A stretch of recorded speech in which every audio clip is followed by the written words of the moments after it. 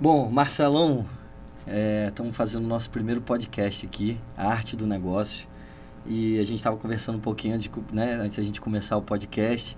Pode falar na frente do microfone, começar um podcast, dá nervosismo. Mas para você que é PhD em música, já rodou pelo mundo inteiro, tocando jazz, né? Que você vai explicar um pouquinho mais a sua história.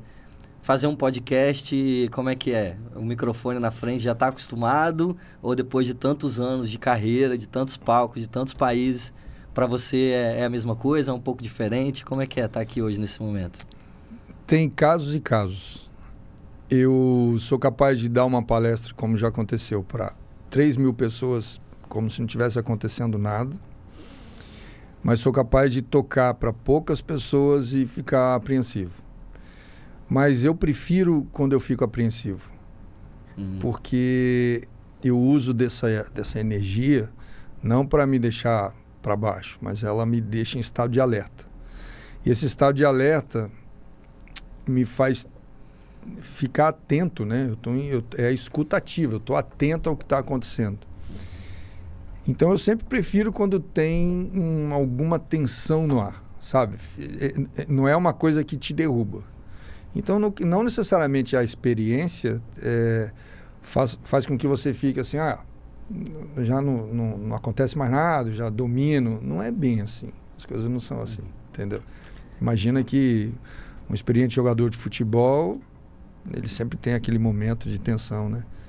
Então, aqui, por exemplo, eu estou agradecido, né? Vocês estão estreando o podcast. Então, tem um ponto de tensão. Tem que acontecer. É a primeira. Tem que debutar e tem que sair bom, né? É assim. Legal. Tem diferença de falar em público? Porque isso é uma coisa que eu vejo que tem muita gente que tem empresários, depois que você vai começando a atingir um certo nível, tanto para falar com a sua equipe, quanto para falar em palestras, quanto para falar em convenções, ou se apresentar mesmo, às vezes numa entrevista de emprego ou numa reunião comercial, você tem que falar para um grupo. E isso, às vezes, para alguns tipos de pessoa, isso é muito... deixa a pessoa muito nervosa, deixa a pessoa muito ansiosa. E logo eu vou explicar um pouquinho mais por que a gente decidiu fazer esse podcast, por que o nome do podcast é Arte do Negócio. Mas muitas pessoas, né? Eu também sou músico nas horas vagas, desde criança, e muitas pessoas vêm me perguntar, fala, cara, como você consegue, né? Às vezes tem 10 pessoas numa sala, eu não consigo fazer uma apresentação quando eu era da escola, na frente dos meus amigos, que minha mão suava. E o músico consegue. E eu sempre falo que isso é o nosso esporte radical, né? Que essa adrenalina é o que faz a gente se sentir vivo. Mas depois que começa, durante a apresentação, como que você se sente? Eu acho que depende da apresentação musical. Sobre essa questão de falar em público, né, que você falou no início, tem pessoas que o medo de falar em público é maior do que o medo de morrer. Isso é verdade. Então, não são todas as pessoas que têm essa predisposição para falar em público. Eu não tenho um problema, porque eu tenho uma facilidade para ser... Eu fui muito tempo professor, educador e tal. Então, eu tenho uma facilidade para falar. Nunca foi um problema, mas isso não significa dizer que foi fácil de primeira. Mas... vou falar num contexto de concerto de jazz, em festival de jazz, num palco importante de um festival internacional de jazz, por exemplo. Dá um exemplo prático. Festival internacional de jazz do Amazonas, que no Teatro do Amazonas é um festival muito conhecido. Poderia ter sido no Festival de Viena também, que aconteceu, mas de Siena, desculpe, na Itália. Mas Festival de Jazz do Amazonas. Era um projeto muito desafiador para mim, enquanto instrumentista, mas eu sei que eu tinha na equipe um apoio muito grande. E eu sei que no jazz a gente tem a capacidade de resolver a questão caso dê errado e ninguém vai perceber. Isso faz com que a gente fique em estado de alerta o tempo inteiro. Então, assim, não é se vai dar certo ou vai dar errado, vai dar certo, mas a gente tem que conduzir da melhor maneira possível daquilo que foi organizado e combinado. Tem certas coisas no jazz que não tem como combinar. Por exemplo, o meu solo. O meu solo não é ensaiado, ele não está pronto, ele vai acontecer na hora. E ele vai ser bom ou não, dependendo como eles também interagirem comigo. Isso é que faz a dinâmica do jazz se parecer muito com a dinâmica de uma empresa atual. Hoje em dia, com essa mudança tecnológica muito rápida, não dá para você ser uma coisa muito fechada mais. É claro que você, vamos colocar num hospital, por exemplo, você não vai ficar criando protocolo para aquilo que já existe, que tem que ser seguido. Mas processo, você tem que se adequar a uma série de coisas. Então, no jazz tem isso. Você fica nervoso no início para que tudo aconteça, exige muita coisa. Então, mas você tem a flexibilidade de fazer os ajustes. Isso te traz um pouco de calma. Então, nesse festival do Amazonas, tinha muita coisa organizada, ajustada, definida e muita coisa que deveria acontecer ali. Mas tinha que acontecer, por mais que não tivesse definido. Por exemplo, a música tinha que sair daqui, era o meu solo. Isso tem um exemplo claro, está no YouTube, né? Eu já mostrei isso, como é que acontece. A gente sabia que a música tinha que sair, o solo ia começar devagar, ele ia ter que crescer. Ele ia ter que crescer. A música ia ter que crescer, porque ela tinha que ser entregue no momento de tensão da música. Mas esse crescimento não é assim, depois de 1 minuto você cresce, não é assim. É uma conversa aqui que tem que ficar acalorada. É mais ou menos assim. Que não está 100% combinado. Não, a gente só sabe onde a gente tem que chegar. Tá. Tem que chegar lá. Vocês têm o tempo, Não. mas tem mais um sentimento. Seria disso? Tem a comunicação. Por exemplo, a gente começa, o meu solo, a banda começa tocando lento, né? A gente apresenta o tema, é um tema, toca lá o tema e tal, tocou o tema, abre para o solo de cada um, é o momento de criação individual. Naquele momento, naquela música especificamente, o solo era meu porque ele era longo. Como tinha uma crescente, ele tinha que subir devagar. Então não daria para chegar lá em cima no ápice, entrega para um outro solista fazer a mesma coisa, que a música já ia ficar muito longa. E a gente não queria que, né, tinha outras músicas para tocar. Então essa estava na minha mão. Ela começa crescendo, eu vou ouvindo o que eles estão fazendo e eles estão reagindo ao que eu estou fazendo. É uma conversa. Aí eu proponho uma ideia, né, alguma coisa. hora. Na hora. Aí eu comecei com nota longa. Todo mundo esperando. Tal. Eu propus alguma coisa. Aí eles podem reagir ou não. Só que nessa música específica chegou um ponto, e depois dá pra gente assistir se quiser, chega um ponto que ela chega num platô, ela não consegue sair. Porque o baterista, ele precisava mudar o jeito, ele precisava mudar o movimento para poder pegar peças da bateria que gerava mais intensidade. O baixista tinha que mudar o jeito que estava conduzindo para que ele não ficasse muito diferente do baterista. Mas eles precisavam criar um momento para isso acontecer. E, cara, tem um momento que ela vai... E aí eu crio uma nota tensa, eu fico meio que segurando aquela nota como se estivesse gritando, e esperando que eles reajam, vem comigo, tá? E eles se organizam. E o baixista começa a fazer alguma coisa intensa, vai ficando um negócio meio caos, até que o baterista faz a virada que ele precisava para mudar a levada. Bum! Quando ele faz isso, todo mundo entendeu. E a música sobe. Trazendo... Então, esses platôs não são combinados.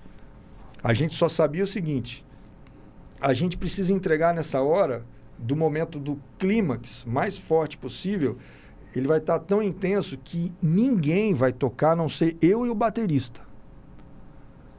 Assim, aí o baterista e eu solando muito forte, o cara tal. Em algum momento ali eu olho pro cara, a gente se comunica e volta no tema no ápice. Aí a banda volta em cima. As pessoas a plateia... Nossa, a plateia, aí eu faço o tema, a banda volta com força. Brrr, e todo mundo fala, nossa, cara. Aí eu conduzi essa plateia. Eles não perceberam a mudança. Se você depois para e mostra, olha onde eles começaram e olha onde eles acabaram, você fala, nossa, sim, cara, eles foram subindo a intensidade e a gente nem percebeu. E quando você olha assim de maneira organizada, parando para ver os momentos, você fala, aqui teve um momento de tensão. O momento de tensão é a oportunidade da mudança.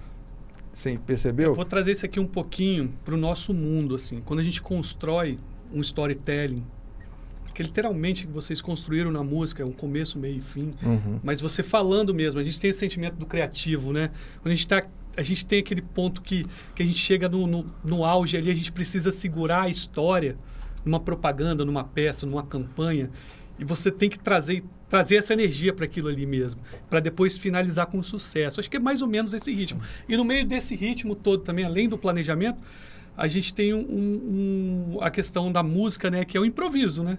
Jazz tem que improvisar, né? Mas seja improviso, seja um storytelling, seja o que for, o que faz criar esse movimento é tensão e relaxamento sempre. É isso. Isso não é só na arte, isso é o motor de um carro funciona assim, né? É tensão e relaxamento. Esse tensão e relaxamento é que faz o ciclo e é o que faz a coisa acontecer. No jazz a gente tem clareza disso. A gente sabe que é assim que funciona. Só que o improviso acontece em tempo real. Então a gente está o tempo inteiro buscando tensão para poder encontrar o momento do relaxamento, porque ali eu prendo a audiência também. Claro que nossa função não é prender a audiência, mas se fica uma coisa monótona e tal, assim... Linear, né? Linear. Naquele propósito da música, naquele festival, não funciona. A não ser que eu esteja num outro contexto musical, Índia, Ásia, que não tem essa função de... É uma função de mantra mesmo, né? Não tem resolução, reflexão, né? Não tem resolução. Você fica um tempo naquele som... E você fica num estado de meditação ali. Não é para ter tensão e relaxamento. Não é isso. É para você entrar num estado, em determinado estado. É outro contexto. Mas na arte ocidental, onde você quer esse movimento, que é isso, você vive nesse movimento de tensão e relaxamento. É o sobe e desce. É isso que mantém. Você só sente o relaxamento depois da tensão. E dentro, né, agora explicando, agora depois de alguns minutos de conversa, por que a gente criou, né, o Arte do Negócio, por que a gente escolheu o Marcelo para estar aqui, né, eu e o Éder, para quem não sabe, tem muita gente que não sabe, espero que a partir desse podcast muita gente passe a conhecer também, a agência Convertido Marketing. A Convertido é uma agência que ajuda a empresas a crescerem. E a gente, talvez no mundo dos negócios, não perceba que o marketing, nós somos os criativos das empresas. A minha vida, a minha semana, muitas vezes é assim, Juan, manda um criativo de campanha para mim. Juan, me manda uma arte. Mas é para amanhã, hein? E aí eu penso nisso, né? Como que uma pessoa quer uma arte? Ou será que um design é uma arte? Ou ele só é uma peça de design? Qual que é essa diferença? E qual que é a importância dessa criatividade e da arte? Agora falando de um termo, né, de uma forma mais completa, né? Não a arte digital que a gente cria para uma campanha, mas a arte de várias formas. Como que ela ajuda a criar marcas, potencializar marcas e fidelizar públicos, né? Então, esse podcast nasce para isso, para a gente entender a relação entre a arte na criação de marca e geração de receita. Porque o marketing está ali para gerar receita, para gerar vendas, para gerar crescimento. Mas se você olhar da porta para dentro, é tudo criatividade. Existem números, hoje em dia o marketing, né, ele é muito de estatística e nós somos muito voltados para a tecnologia, mas a tecnologia e os números vão simplesmente te mostrar quais são os caminhos que estão dando certo. E esses caminhos são uma campanha que vai ter uma música, que vai ter um fotógrafo, um videomaker, que vai ter uma pessoa que visualizou qual que é a identidade visual de acordo com os atributos da marca. É uma super ciência e as pessoas às vezes não têm duas coisas. A consciência, que é super difícil, que é super complexo, e a segunda coisa que é não valorizar o artista. E o artista dos negócios são os videomakers, são os designers, são os músicos. Onde que entra? Agora vamos daqui a pouco falar um pouco mais sobre isso. E então a ideia central disso, né, a arte do negócio. Então, o que fazem as marcas, que são as marcas que mais geram engajamento e esse senso de pertencimento a um grupo. Por exemplo, a Apple. Cara, isso é uma comunidade. Você não entrega um Samsung para quem usa Apple. Uhum. Essa pessoa está comprada na comunidade. Ela praticamente se sente parte da construção daquela empresa. Uhum. Um outro exemplo, para a gente falar alguns aqui, só para balizar a nossa conversa, o que aconteceu com a Jaguar. Né? A Jaguar fez um rebranding total. Onde que esse rebranding, como que ele é mostrado para a sociedade? Através de um vídeo. Através de um vídeo com vários artistas, com modelos. Não sei se você... eu conversei isso com o Ed, mas não sei se você, Marcelo, viu essa história toda da Jaguar. Não vi. A Jaguar é uma marca de luxo, sempre foi uma marca de luxo. E simplesmente eles fizeram um rebranding. Aqui nos cortes depois eu vou colocar partes da campanha da Jaguar, da logo, que era uma logo super sofisticada, cheia de, como se ela fosse metálica, e tinha o Jaguar ali em cima daquela forma, que era bem parecido com o Jaguar que tinha em cima do carro. Eles botaram uma logo seca, botaram um monte de jovens, geração Z, conversando com a comunidade LGBTQIA+, difícil, foi mal, gente, se eu incomodei alguém, são muitas letras. Mas é isso, falando claramente para um público progressista, jovem, multirracial, e mexeu com tudo. E as pessoas ficaram assim, gente, o que aconteceu? E simplesmente eles lançaram um vídeo. Então, esse vídeo, ele não leva só o vídeo de 30 segundos. Ele leva ali toda uma história de uma empresa centenária que você tem a capacidade de mudar ela através de 10 criativos em volta de uma mesa pensando para onde que a gente quer levar, qual que é o futuro da nossa marca. Então, de alguma forma, eles perceberam que o público deles tinha mudado através de dados, através de análise, através de pesquisas. Mas na hora de entregar essa mensagem para o público, são os criativos que estão na mesa. Porque o que vai ser entregue é um vídeo. Às vezes a pessoa fala, nossa, é só um vídeo, é só uma logo. Né? O rebranding da Pepsi custou $1 milhão. E é um documento de 60 páginas explicando por que aquela linha foi virada para cá. Então, assim, resumindo, é esse motivo da gente estar aqui. E o motivo de ter escolhido você, Marcela, porque a gente teve alguma conversa, vou trazer aqui para todo mundo que está ouvindo a gente, qual foi essa conversa. Eu conheci o Marcelo através do Jazz Corporativo, ele vai explicar para vocês aqui agora como que funciona isso. E a gente estava conversando num grupo de empresários, onde o Marcelo faz parte, a gente faz parte também, que é o grupo Disruption, que pertence à Enjoy, que é da Enjoy Cash também, onde a gente está gravando hoje aqui. Então, um abraço, Wander, por abrir essa oportunidade para a gente. O Enjoy Cash é um dos maiores podcasts, ou maior podcast de empreendedorismo do Espírito Santo. E existe um grupo, uma comunidade de grandes empresários capixabas que chama Disruption. E eu estava conversando com o Marcelo, né, Marcelo? E a gente... Marcelo falando, cara, eu assisti uma aula sua de marketing, de posicionamento, de funil de vendas. Cara, gostei muito. Vamos trocar uma ideia. Eu já tinha te falado, né, que eu tocava também um pouquinho. E você falou, cara, eu tenho uma dificuldade de unir o Marcelo músico ao Marcelo empreendedor.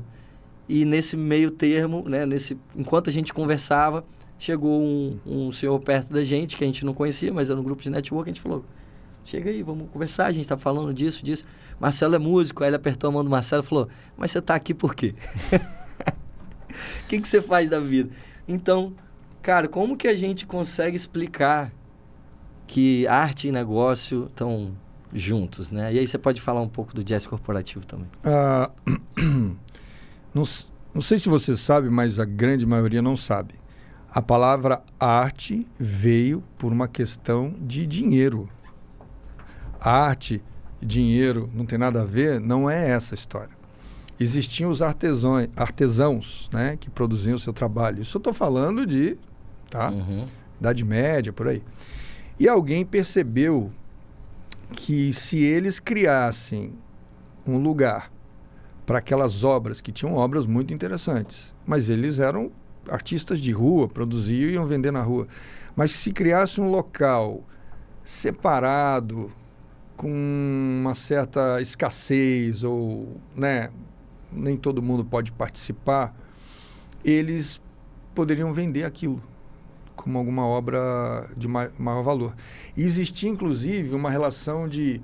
Tinha a obra do aprendiz do aprendiz, o estagiário, custava tanto. Mas tinha o estagiário, a obra do estagiário com o seu mestre, juntos. Aí tinha a obra do mestre.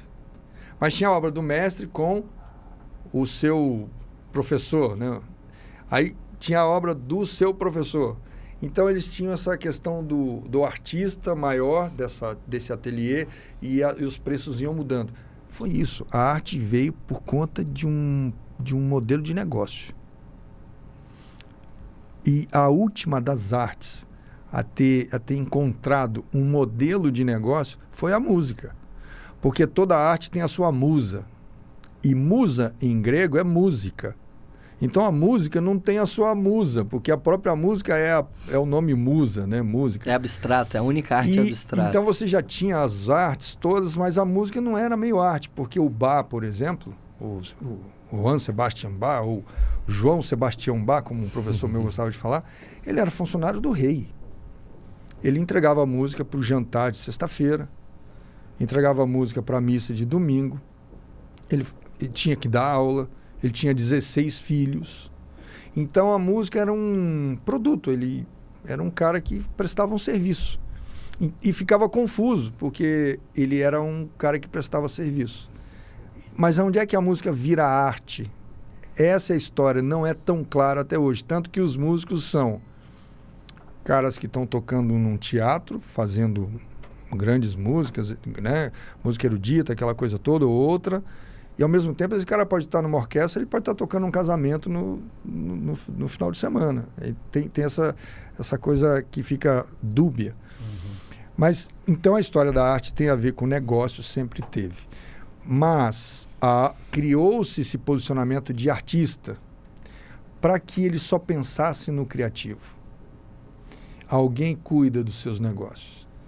E aí você valorizou uma coisa que é o pensamento criativo de alguém que se dedica a esse pensamento criativo e chegou a um ponto de ele tem algum acesso a alguma coisa porque ele é capaz disso.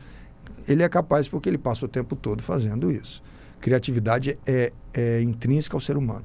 Todo mundo é criativo. Qualquer criança é criativa. Então, a gente cria esse extrato que separa as coisas. E quando chega na atualidade atual, momento hoje, em que o músico ele tem que cuidar do seu negócio e para a maioria das pessoas o músico ou um artista é um cara que vive nesse Olimpo, porque é isso que...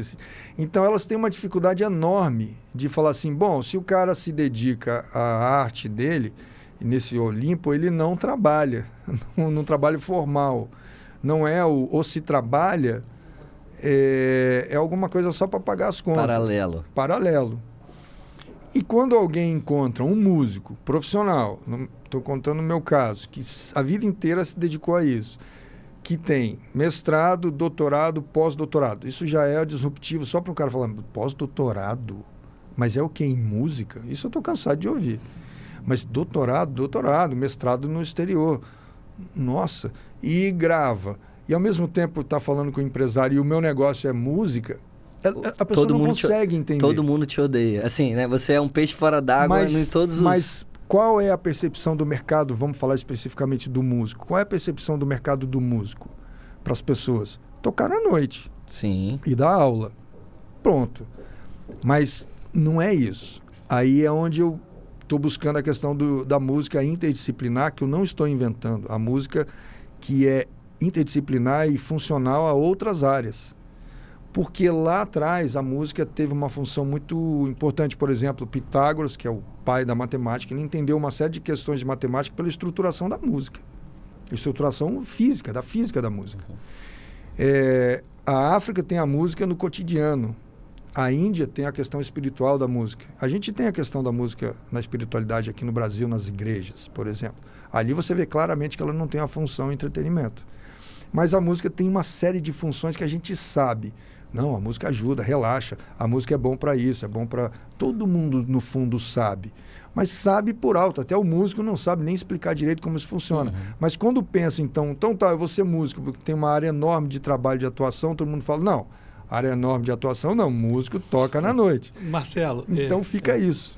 Eu, por exemplo, eu já falei várias vezes com o Juan, que ele é músico e tal. Eu falei, Juan, eu comecei com música também lá atrás, ainda quando criança, toquei em banda marcial, toquei trompete muitos anos da minha vida, minha família tem muitos músicos.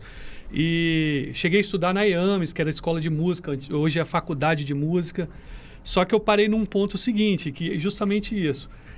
Eu sempre tive sede de aprender e querer mais, né? Aí você para do ponto, mas poxa, se eu viver de música eu não vou conseguir viver, era o meu pensamento.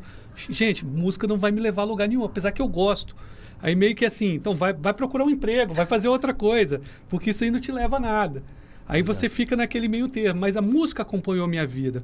Aí eu falo pelo seguinte, isso que eu contribuo com você. Alguns músicos que eu conheço que são muito bons, pararam no tempo, porque eles não buscaram a didática de aprender outras coisas, como se vender, que eles não sabem se vender, porque entra naquele Olimpo do cultural, só que perde a essência da venda, porque você precisa, todo mundo precisa se vender. Tem aversão ao negócio, ao dinheiro, né? Isso. Tem essa coisa assim, não, cara, eu sou artista, não vem com esse negócio, não, pô, vou te botar ali para conversar com empresários, pô, isso aqui, e é vice-versa também. É vice-versa. Ah, não, o artista é vagabundo e o capitalista é um monstro.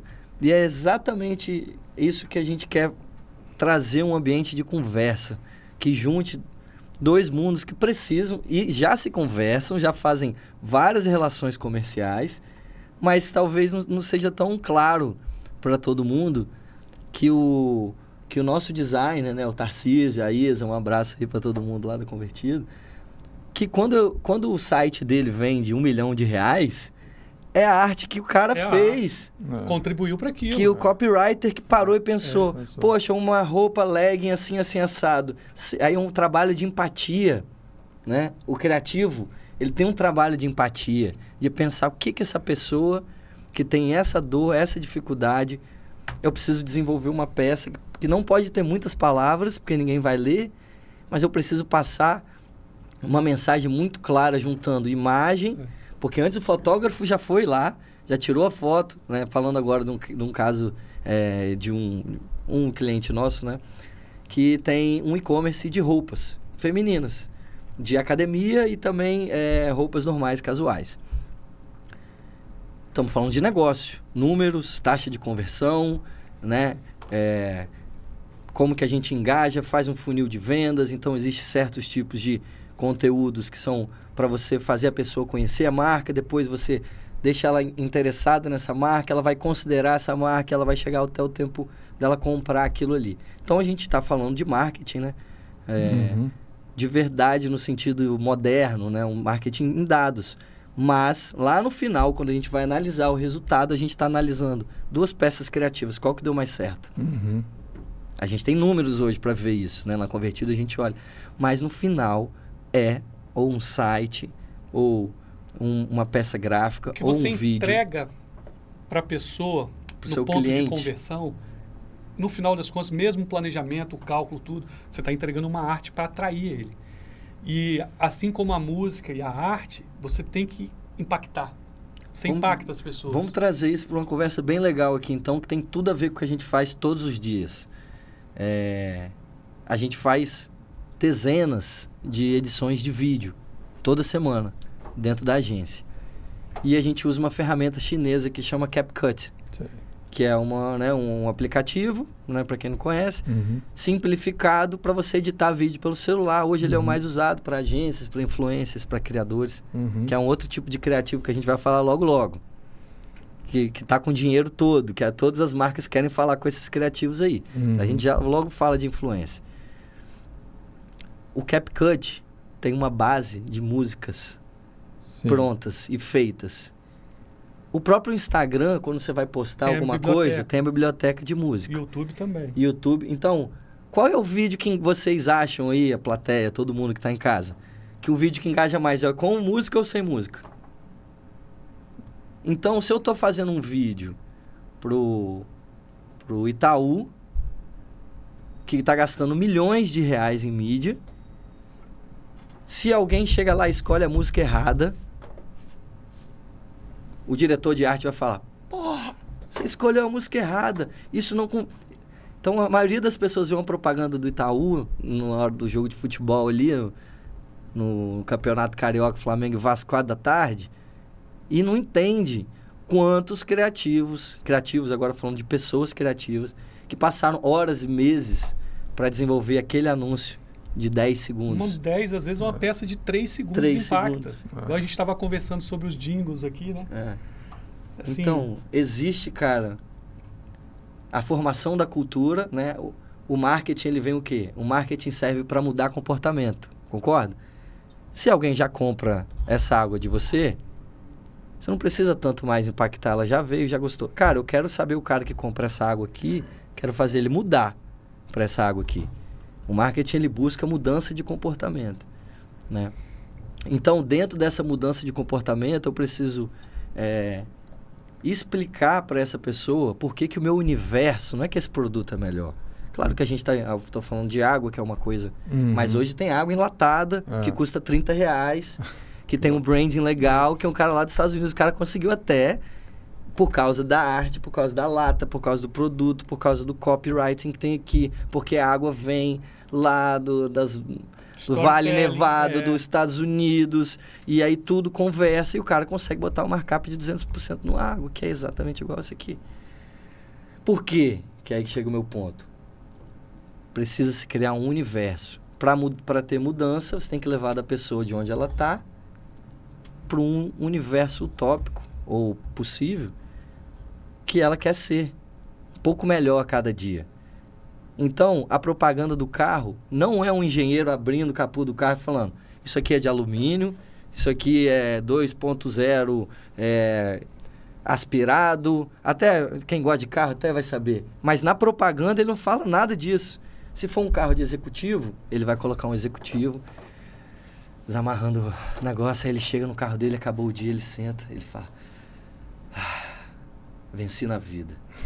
Então, a propaganda, ela vai levar a pessoa para esse desejo, né?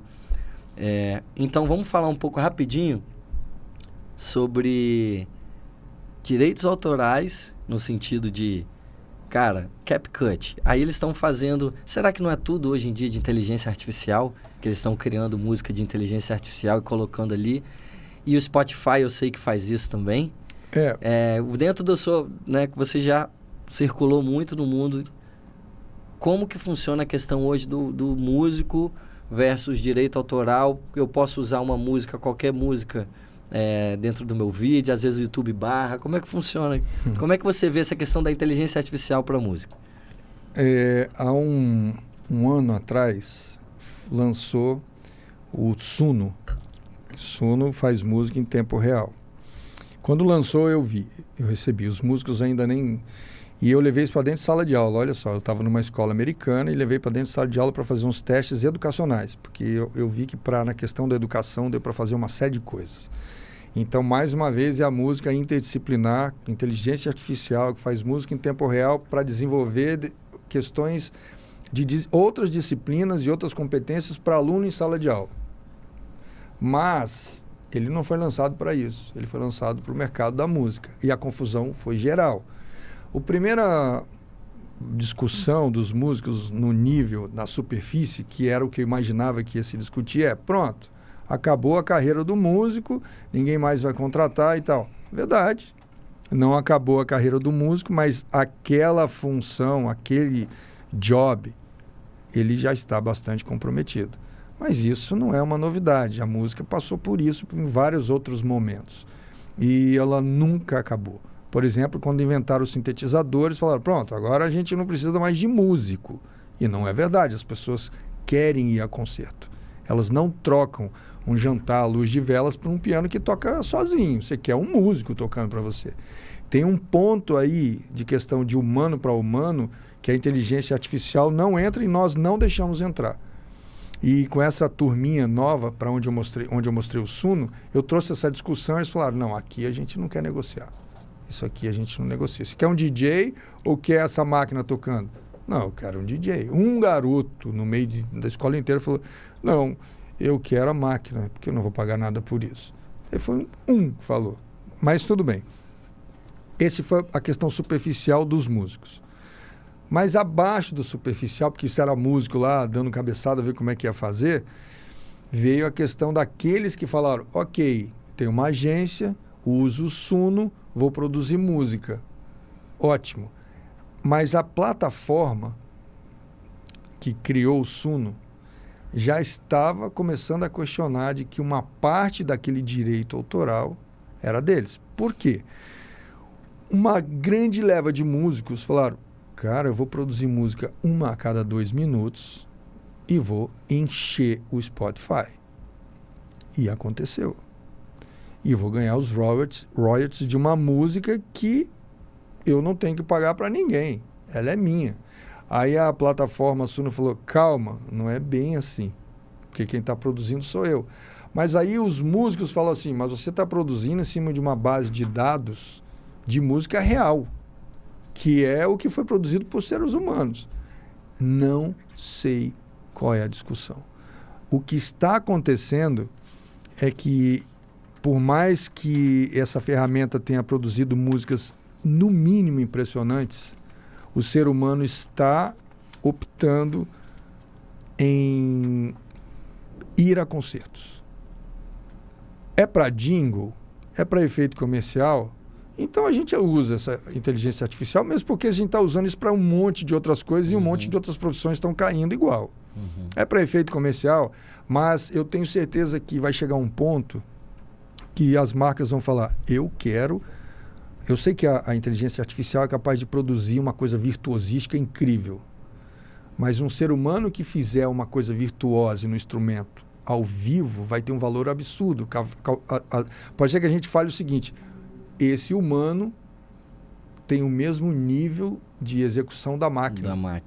A gente coloca a máquina enquanto uma referência de execução técnica. Sim. Mas a máquina não tem um coração. E esse humano tem. Aí você vai pagar para ver esse cara. Então eu acho que as marcas estão olhando para...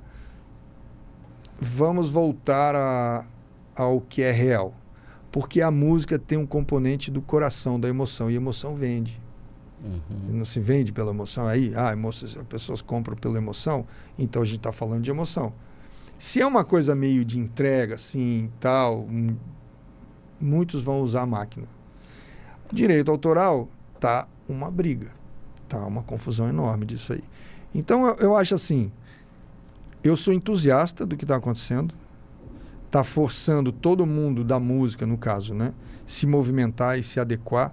Quando você fala que o músico fala que não sabe vender, que eu sou artista e tal, ele não entendeu que ele está vendendo o tempo todo. Quando um professor de música dá uma aula e ele quer que aquele aluno continue, ele dá a melhor aula do mundo, ele está fazendo uma venda. É óbvio. O cara que diz que não quer vender, ele tem que morar no mato e viver de outra coisa. Porque se ele está tocando em algum lugar por dinheiro, ele está vendendo, nem que seja a hora dele. Perfeito. Essa discussão de venda para artista, ele ainda não entendeu. Sim. É um problema de ignorância no sentido de não saber. Mas é aquilo que a gente falou de terem colocado o artista no Olimpo e deixa que eu cuide disso para você? Porque antes tinha a família Medici lá que pagava você para ficar parado e pintando. Sim, mas sempre teve. Sempre teve. Existe, eu acho que no mundo criativo, e aí abrindo também na parte da música para outros tipos de pessoas criativas que trabalham com arte ou com criatividade, você tem um gap gigantesco entre 1% de sucesso e os outros 99%. Então, quem são, ao mesmo tempo que quando chega um primo lá na casa, por exemplo, na sua casa lá, e chega para sua avó e fala, eu vou ser músico, a avó fala, que é isso, meu filho? Não vai ser músico, não vai ganhar nada. Quem é a pessoa que ela mais idolatra? Talvez vai ser para sua avó, vai ser o Roberto Carlos. Então, o Drake, o João Gomes, existem as pessoas que chegam no 1%, que eles são muito mais relevantes culturalmente ou mais ídolos do que qualquer médico, do que qualquer engenheiro, do que qualquer pessoa de qualquer outra profissão. Então, o artista do 1% vive no Olimpo. Pelo menos no olhar das pessoas. Posso fazer um complemento sobre isso aí, em relação a esse artista de 1%, voltando à base do negócio e a questão da inteligência artificial e a questão da discussão sobre direitos autorais. Mas só para eu fechar esse ponto, porque o designer também, existem designers de marca que tem estúdios em São Paulo que a pessoa chega lá e paga para ele R$1 milhão por uma logo, para um jingle, né, que você falou, depois você pode comentar lá do Music Business, que a pessoa, conseguiu se estruturar. E eu tenho um caso aqui próximo da gente, que é do Silva e do Lucas, que são músicos que compõem, que fazem um próprio evento. Poxa, eu fui esse final de semana em São Paulo. Cara, o cara aqui, mora aqui do nosso lado, amigo de amigos, pessoa da nossa terra. Poxa, fez um evento para 20 mil pessoas em São Paulo com um evento próprio, porque tem essa visão vertical de fazer tudo, de não ser só ali entrar no palco, entregar e sair. Então, para passar a palavra para você, existem artistas em todas as áreas que conseguem cobrar e se valorizar para que o mercado entenda o quanto que aquilo faz a diferença. Então, existe gente que quer pagar R$50 numa logo, porque é só uma logo, é fácil de fazer. E existem pessoas que falam assim, não, eu vou no estúdio do fulano de tal, porque realmente ele já fez a logo aqui, para esse. Então, entendo que isso é uma coisa que faz diferença para o meu negócio. Esse gap, eu acho que só existe no mundo dos criativos. Nenhum outro mundo existe um gap tão grande entre o top e o último. Em relação a essa questão do gap, só para fazer um complemento, não é só na área da música, mas na área da arte em si, de agência e tudo mais. Tem muita gente que fica questionando porque eu não sou valorizado e eu faço o meu trabalho é uma arte. Mas também é aquela pessoa que não sabe se vender, mas também não sabe se atualizar, não sabe buscar algo novo, para no tempo, não estuda, não busca ser o melhor. Novas ferramentas. Porque quando a gente fala daquele 1%, poxa, mas aquele 1%, ele chegou lá, não foi à toa. Ninguém chega no topo à toa. Você subir a montanha é difícil. Quem chegou no topo tinha um diferencial. E às vezes eu vejo muito no lado músico e do artista também. Ele fica esperando aquela chance que vai acontecer, mas não quer buscar aquilo. E eu falo, buscar é como? Busca se atualizar através de uma venda, se venda melhor. Propõe um preço melhor sobre sua arte é boa, você é exclusivo, você não se compara com o Suno. Como você falou, tem gente que produz... grandes empresas não vão contratar o Suno para fazer um jingle. Vão contratar os melhores profissionais para fazer isso. Vai se relacionar com empresários. Relacionar com empresários. Entra no mesmo lugar, consegue um financiamento, contrata... poxa, eu não consigo. Faz uma parceria com um produtor que vai conseguir. Cria uma empresa. Acredita na sua arte, faz isso, pensa sabe? Nisso com uma empresa. E quer ver outra coisa muito engraçada, cara, que aí dentro da agência também. Existe os designers, né? E eles aprenderam Photoshop, Illustrator e um Canva. Não vou nem falar isso não, porque o Canva é o que eu vou falar depois. Mas tem lá um negócio em branco e ele vai criar do zero. Eu sou, e é mesmo, um artista. Então, vou criar vamos pegar uma coisa bem simples aqui, uma apresentação comercial para uma empresa, que acontece muito lá. Poxa, preciso fazer uma apresentação comercial, uma proposta, ou um anúncio de qualquer natureza. Aí você faz a pergunta Aí existe o Canva, né? Para quem não conhece, acho que muita gente conhece hoje.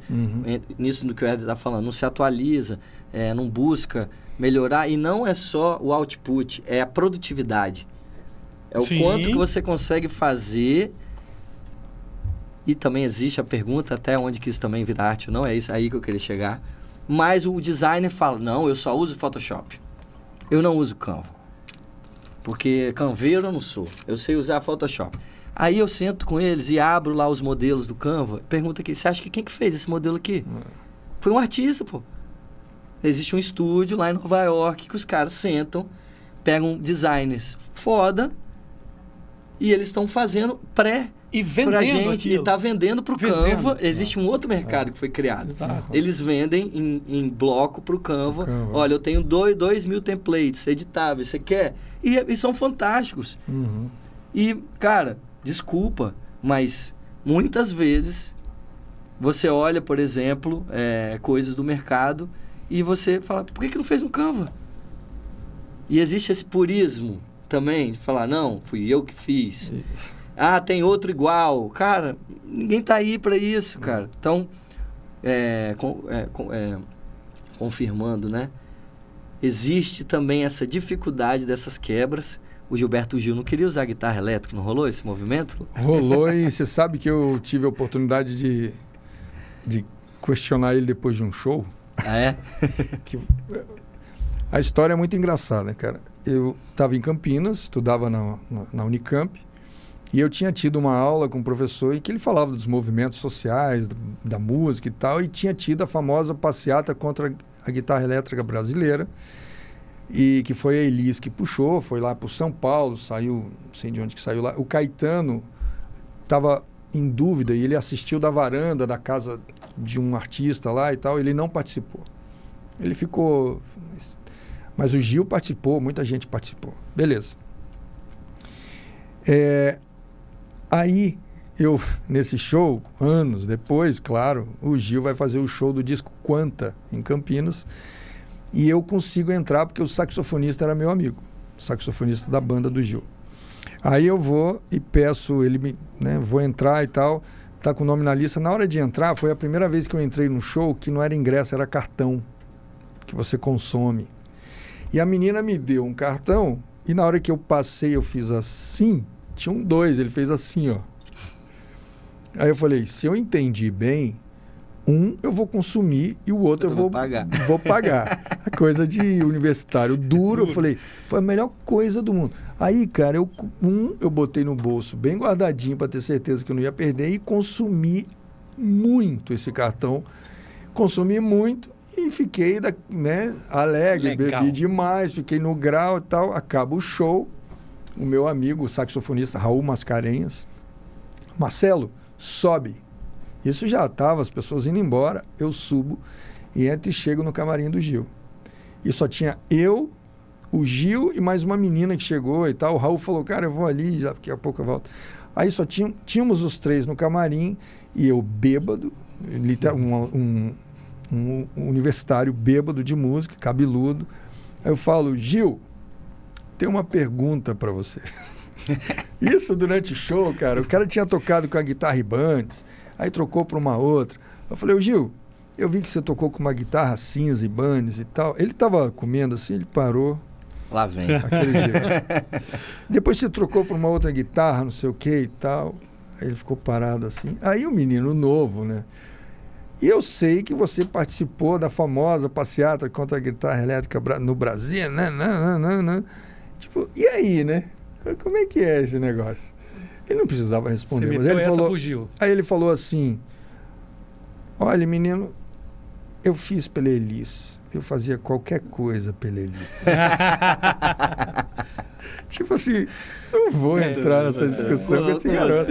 Não, imagina quantas vezes, se eu tô aqui hoje, 2025, sabendo disso, imagina quantas pessoas já não perguntaram cara, isso. As coisas mudaram e a razão era outra, porque era uma coisa do imperialismo americano, que eles querem tirar o violão da bossa nova e o rock and roll que é americano, né?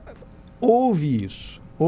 Isso tem a ver com aquilo que você está falando do purismo. Isso, exatamente. Eu preciso proteger. No fundo, me parece uma barreira de entrada de proteção.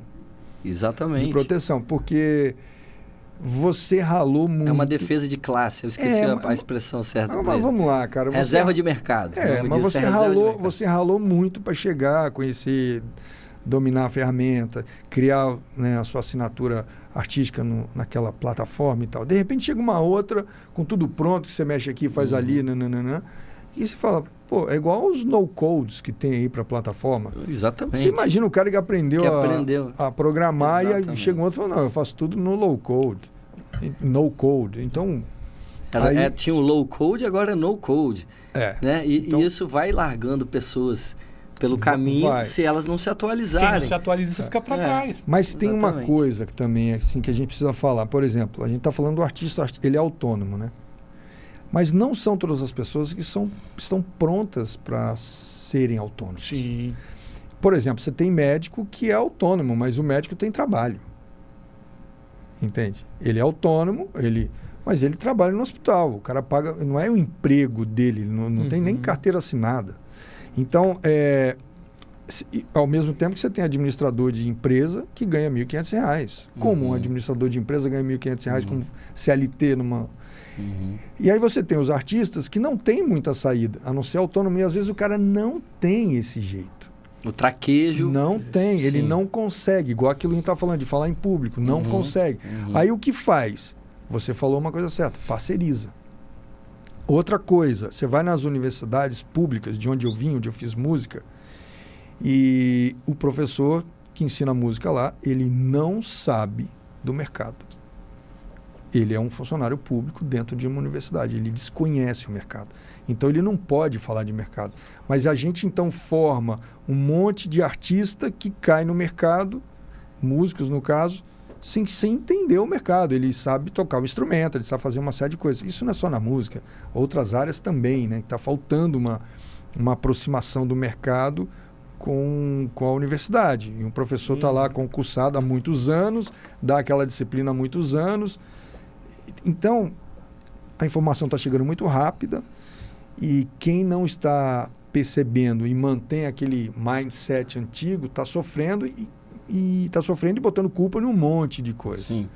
Mas eu entendo a dificuldade, eu entendo de todo mundo. O artista é o que paga o preço maior.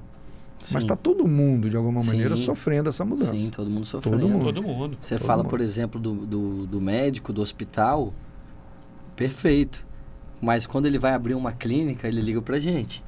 Porque agora ele precisa, não é só abrir a porta e entra gente.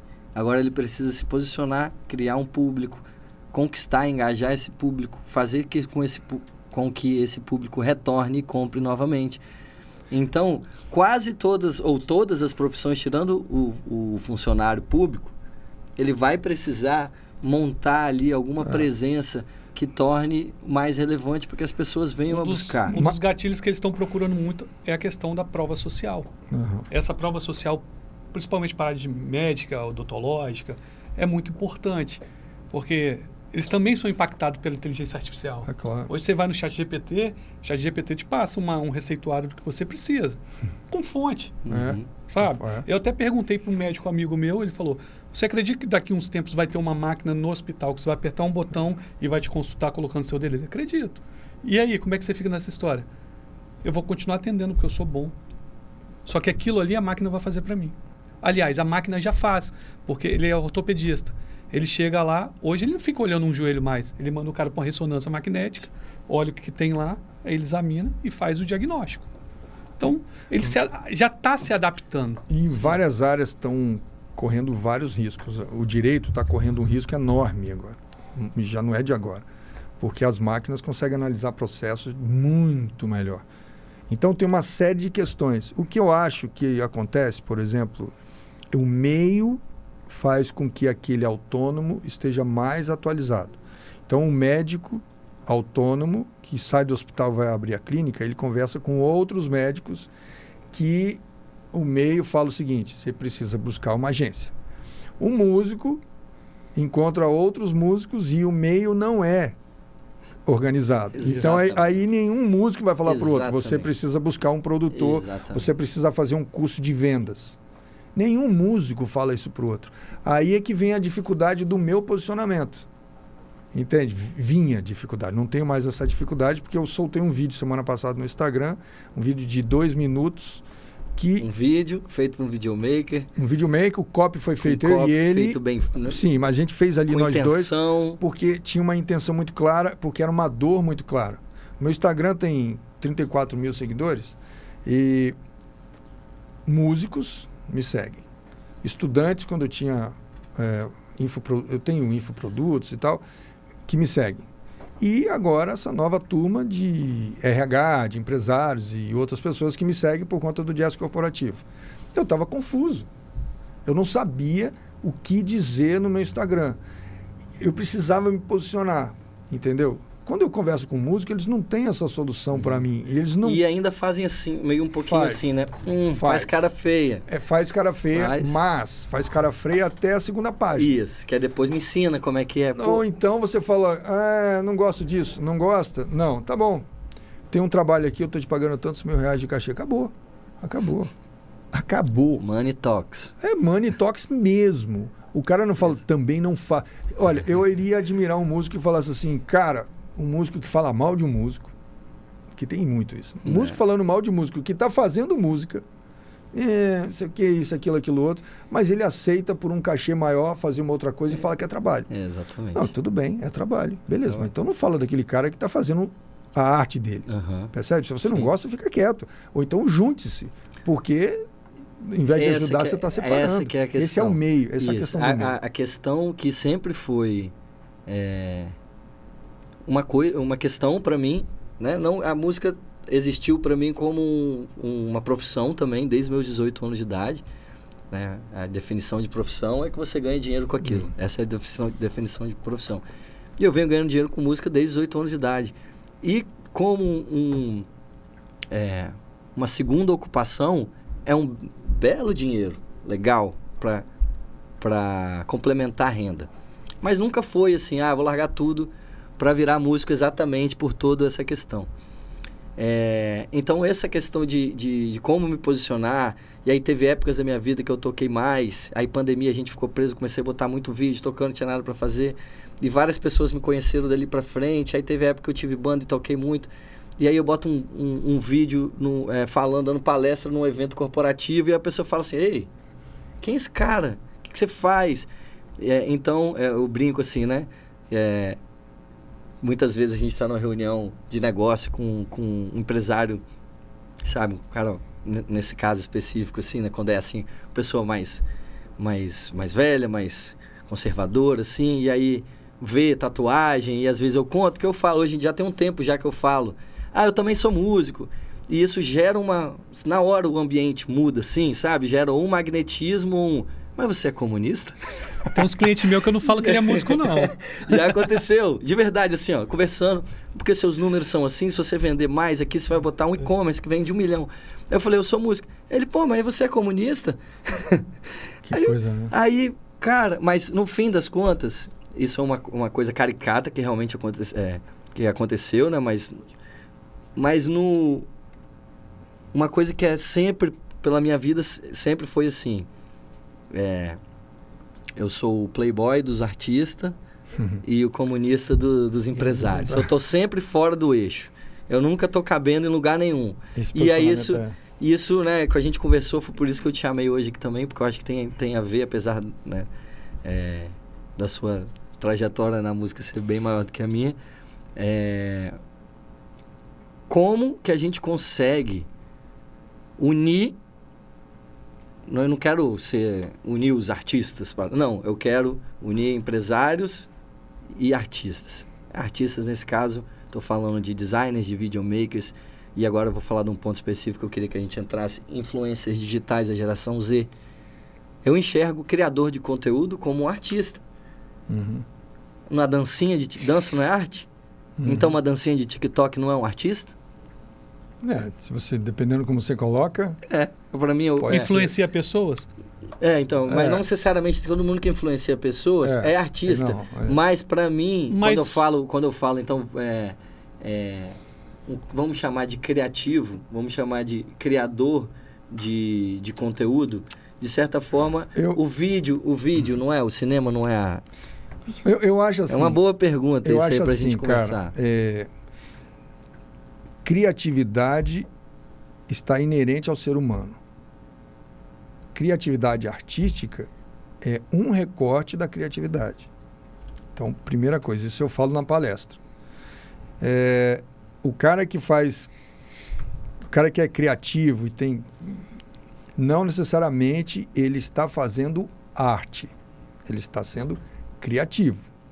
A arte tem lá a sua história da origem da arte, que tem, né, que a gente já sabe qual é o traço. Mas como mistura-se criatividade altamente relacionado com o artista, como se você não for artista, você não é criativo, esse é o primeiro paradigma que precisa quebrar, a gente fica confuso. Sim. Não, mas tudo bem, vamos separar o criativo assim. Existem criatividades, por exemplo, em resolução de problemas. Claro. A pessoa vai pensar em formas criativas. Exatamente. Quando eu chamo de criativo é de um ponto de vista do marketing. Então, deixa eu explicar. Tá. Porque dentro do marketing, quando a pessoa fala assim, precisamos de um criativo, não é uma pessoa. É uma peça. Sim. E aí, sim, uma arte. E aí, dentro do marketing também, você tem ali, igual ontem mesmo, eu vi um vídeo do Alfredo Soares, do G4, que ele filma assim, a galera fala assim, olha, esses são os criativos da agência. Aí, nesse caso, eram pessoas. Que são pessoas que estão lendo tendências, roteirizando, gravando. Então, a gente não precisa entrar necessariamente na definição de arte ou não arte, porque eu acho que isso aí é uma coisa que a gente vai estar, eu especificamente entrando numa seara que não necessariamente é minha. Mas criadores de conteúdo, para mim eu vejo o vídeo como uma forma de, se a gente não chamar isso de arte, a gente chama de quê? Posso só fazer um complemento aqui, o seguinte, no aspecto de arte, tem muito a ver com uma base que você quer propor, diferente da criatividade. Criativo, você pode ser criativo em um momento. Uma arte, ela segue uma linha e perpetua. Vamos botar mais ou menos assim. Ela segue uma linha, um fundamento. Um artista, ele segue um fundamento. Os pintores, o músico, ele cria uma arte. Voltando para o ponto do influencer. Beleza, ele é criativo, ele bomba na dancinha lá, batendo aqueles negócios assim. Mas beleza, ele criou um conceito, ele influenciou uma massa e ele criou um padrão que é seguido. Ele é um artista? A gente precisa entender o que é a arte, né? De modo geral, ela te leva a um processo de reflexão. Ela não tem uma intenção de uma mensagem para que você siga uma tendência, que você compre o que você goste. Ela te leva a um processo de reflexão onde, às vezes, a reflexão pode te levar até a repulsa. Sim, por aquela própria arte. Mas Sim. aquilo teve aquela expectativa Sim. de repulsa. Então, por isso que ela se perpetua. Ela te faz questionar. Por exemplo, a famosa peça do John Cage, que é um músico de vanguarda, mais na linha erudita, chama-se 4 minutos e 33 segundos. O que acontece nessa peça escrita para piano? O pianista chega, senta no piano e não toca nada por 4 minutos e 33 segundos. Qual é a música? A música é o que você está ouvindo no ambiente. Ele está questionando o que é música. Veja só. Porque você senta para esperar um blá, blá, blá, blá, uma performance. E a performance não tem. A performance é fazer assim. Aí você escuta alguém tossindo, você escuta não sei o quê, respiração. Não, ele fala assim, isso aqui é música ou não é música? Ou você acha que música é o Beethoven que você quer ouvir ao piano? Esse cara começou a questionar a questão da música. Ele começou a questionar a questão do que é de fato a arte. Isso tudo é um processo de reflexão. Agora, um criativo voltado numa trend, num recorte, com uma intenção de uma venda ou de uma tendência, se isso é arte, eu não sei, isso deve estar sendo discutido. Até onde eu entendi e cresci, a arte me leva a uma reflexão de alguma coisa, entende? Por isso que a arte atemporal, ela é atemporal porque ela toca o ser humano em algum lugar, tipo a Quinta de Beethoven, não tem jeito, cara. A Heróica de Beethoven, não tem, você vai ouvir aquilo e fala, não é possível que isso aqui foi composto há tantos e tantos anos, porque isso aqui parece que pega em algum lugar do ser humano.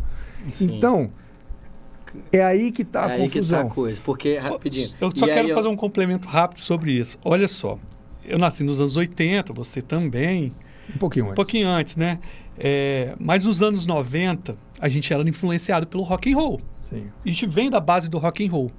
começou bem o movimento final dos anos 80 e 90 do sertanejo no Brasil. Aí entrou Leonardo, Zezé de Camargo e Luciano, Chitãozinho e Chororó. Pra gente dessa época, isso era baixaria, ninguém gostava, a gente não suportava. Hoje, a minha geração, que está com 40 e tantos anos, a gente pega o karaokê e canta várias músicas sertanejas, porque a gente sabe de cor. Você tá entendendo? Então, gerou aquele... Era isso que eu ia perguntar. Gerou aquela coisa que a sociedade não permitia pra gente, mas, no fundo, aquilo absorveu a gente, de alguma forma. E a gente conhece a gente pode bem. usar, por exemplo, então a gente entra numa... que eu acho que nem é o caso também, mas só pra gente...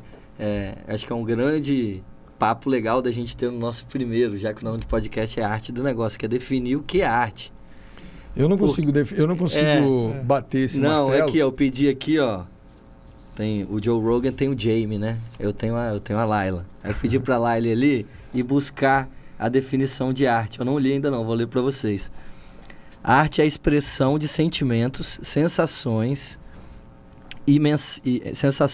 e ideias através de mensagens com criatividade humana.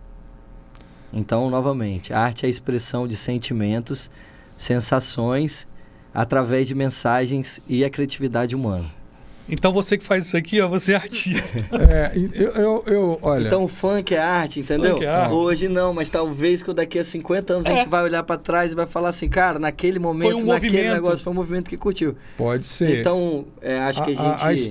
A história vai escolher, vai eleger o que é que vai ser contado pela história, o que é que vai ser contado sobre a humanidade. Existiram outros Beethovens? Talvez, mas ele foi eleito, ele estava em algum momento no lugar certo, criou... Enfim, tem algumas coisas assim. Por exemplo, quando você fala de a gente ouvia sertanejo, ouvia rock and roll, né, e tal, coisa. Aquilo é uma memória afetiva que não necessariamente te fez ter uma reflexão.